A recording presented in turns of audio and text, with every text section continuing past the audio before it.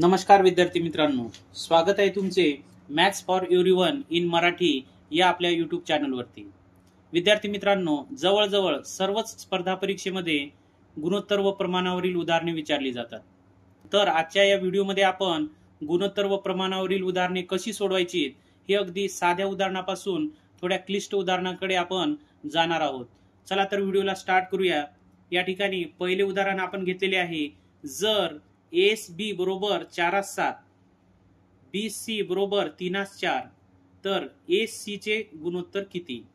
तर विद्यार्थी मित्रांनो, या प्रश्नाला सोडविण्यासाठी किंवा गुणोत्तर व प्रमाणावरील उदाहरण सोडविण्यासाठी सुरुवातीला एबीसीडी चे किती अक्षरे आलेली आहेत ते पाहावे। तर या ठिकाणी ए बी आणि सी अशी 3 अक्षरे आलेली आहेत, म्हणून आपण त्याला लिहून घेऊया ए बी आणि सी। आता अक्षर लिहिल्यानंतर एस बी चे प्रमाण आपल्याला दिलेले आहे 4/7, मग ए साठी आहे 4 आणि बी साठी आहे 7। त्यानंतर दुसरे प्रमाण दिलेले आहे बी सी, तर बी साठी परत दिलेले आहे 3 आणि सी साठी आहे 4। आता विद्यार्थी मित्रांनो, या ठिकाणी बी हा 2 अंक घेऊन पूर्ण झालेला आहे, म्हणजे कंप्लीट आहे, परंतु या ठिकाणी एक रिकामी जागा आहे आणि ए च्या या ठिकाणी सुद्धा रिकामी जागा आहे। मग या रिकामी जागेत काय लिहावे, तर कंप्लीट कोणाचे घर आहे, तर बी चे, म्हणून या ओळीमध्ये बी चे कोणते अक्षर कंप्लीट आहे, तर 7, म्हणून हे 7 आपल्याला या ठिकाणी सुद्धा लिहायचे आहे। त्यानंतर परत बी कंप्लीट आहे, तर या ठिकाणी कोणते अक्षर येणार आहे, तर हे 3। अशा प्रकारे सर्व रिकामी जागा भरणं झाल्यानंतर गुणाकार करूया। तर 3 आणि 4 चा गुणाकार करायचा, 3 चूक 12,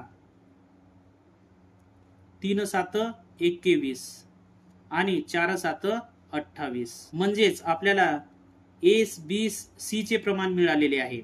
परंतु आपल्याला विचारलेले काय आहे, एस सी चे प्रमाण।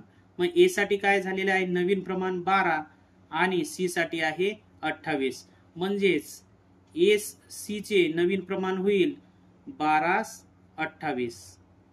परंतु याला आपण संक्षिप्त रूप सुद्धा देऊ शकतो, दोन्हीही समसंख्या आहे म्हणून आपण 2 ने भाग देऊ शकतो। तर बेसक 12 आणि बेएके बे, बेचूक 8, परत सम आहे म्हणून आणखी लहान रूप देऊ शकतो आपण याला, आपण 2 ने परत भाग देऊ शकतो, म्हणून बेत्रिक 6 आणि बेसाती 14, म्हणजेच एस सी चे नवीन प्रमाण होईल 3/7। अशा प्रकारे आपल्या या प्रश्नाचं उत्तर आहे एस सी चे प्रमाण बरोबर 3/7। अशा स्वरूपाचे दुसरे उदाहरण आहे। तर या ठिकाणी आपल्याला दिलेले आहे विद्यार्थी मित्रांनो, जर एस बी बरोबर 3/7 बी सी बरोबर 2/3 तर सी बी बरोबर किती। या अगोदर आपल्याला एस सी चे प्रमाण विचारलेले होते आणि आता आपल्याला सी बी चे प्रमाण काढायचे आहे। मग एकूण अक्षर किती आहेत, तर ए बी आणि सी 3च अक्षर आहेत, म्हणून आपण ते लिहून घेऊयात, ए बी आणि सी। आता एस बी चे प्रमाण ए साठी आहे 3 आणि बी साठी आहे 7। त्यानंतर बी सी चे प्रमाण परत बी साठी आहे 2, म्हणून आपण बी च्या कॉलम मध्ये लिहून घेऊया। त्यानंतर सी चे प्रमाण दिलेले आहे 3, मग या ठिकाणी लिहूया आपण 3। यावेळेस सुद्धा बी चे दोन्हीही घर कंप्लीट आहे, मग अशा वेळेस आपण या ठिकाणी रिकामी जागा आहे आणि या ठिकाणी रिकामी जागा आहे, मग ज्याचे घर कंप्लीट आहे त्यामधला अंक त्या ओळीत लिहायचा। तर या ठिकाणी बी चे घर कंप्लीट आहे आणि हा 7 आपल्याला या ठिकाणी लिहायचा।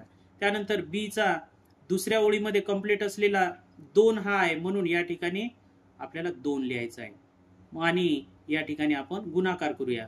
त्यानंतर बेत्रिक 6 बेसाती 14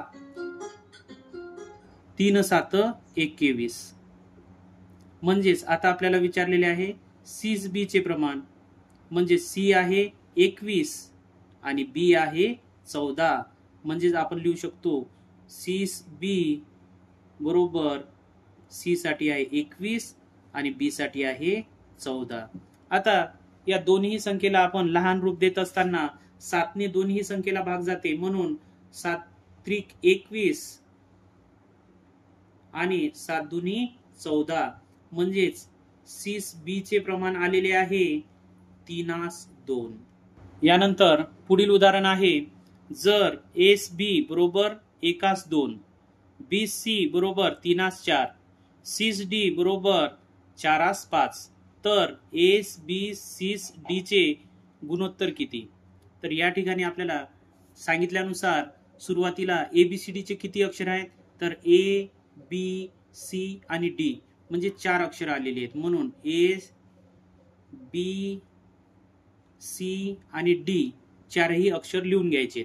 आता प्रमाण लिहून घेऊया. एस बी म्हणजे ए साठी आहे 1 आणि बी साठी आहे 2, आणि दुसरे प्रमाण दिलेले आहे बी सी बरोबर 3:4, तर बी साठी आहे 3 आणि सी साठी आहे 4.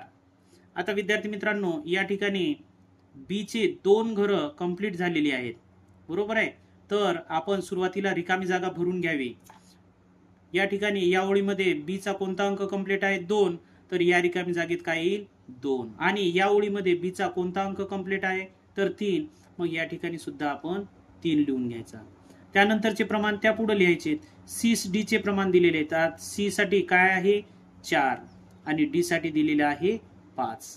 आता सी चे 3 घर कंप्लीट आहेत, मग उरलेल्या रिकामी जागा आपल्याला सी वरून कंप्लीट करायच्या.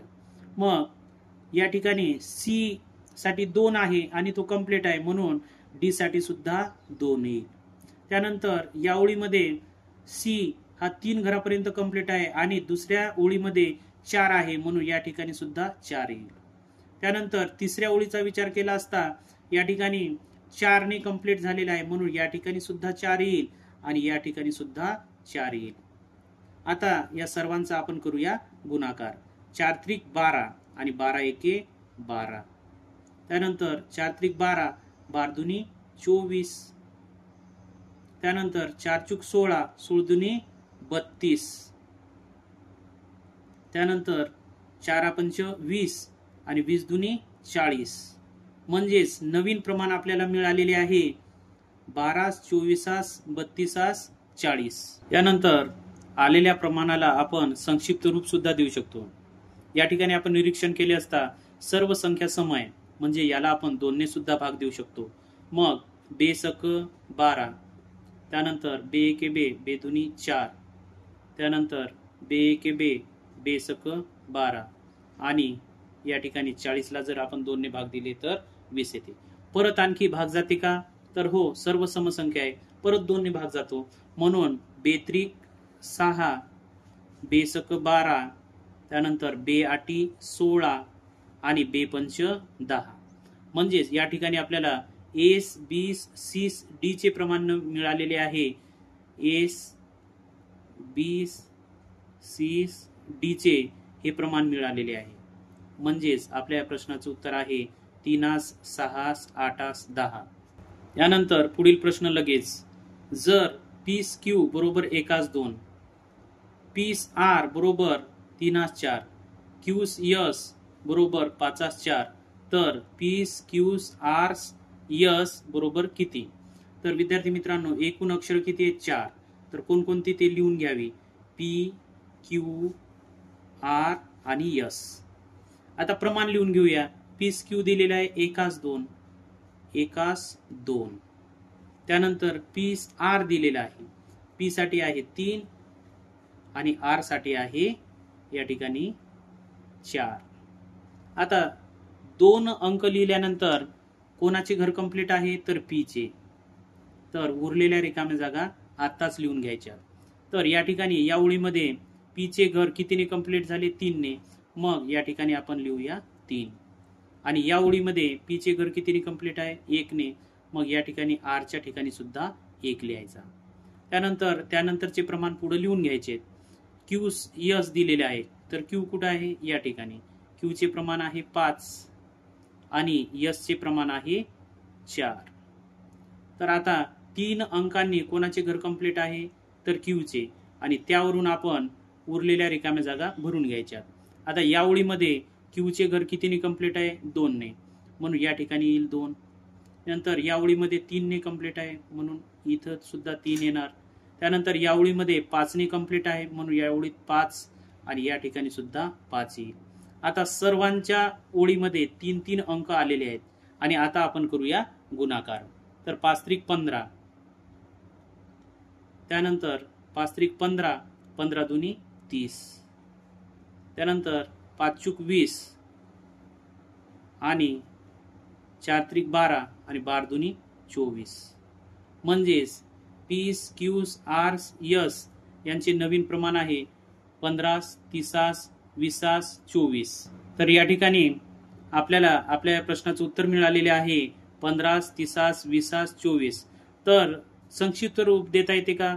तर या ठिकाणी 15ला 2 ने भाग जात नाही, इतर संख्येला जाते. त्यानंतर 3 ने 15ला जातो, 30ला जातो, 24ला सुद्धा जातो, 20ला जात नाही. 5 ने 15ला जाते, 30ला जातो, 20ला जातो, पण 24ला जात नाही. म्हणजे संक्षिप्त रूप आपल्याला देता येणार नाही. तर विद्यार्थी मित्रांनो, अशा प्रकारे आपण कितीही क्लिष्ट प्रश्न असला तरी अशी मांडणी करून गुणोत्तर व प्रमाणावरील उदाहरणे सोडू शकतो. जर व्हिडिओ आवडल्यास लाईक करा, शेअर करा, आपल्या मित्रांपर्यंत पोहोचवा आणि चॅनलवर नवीन असल्यास सबस्क्राईब करा. धन्यवाद.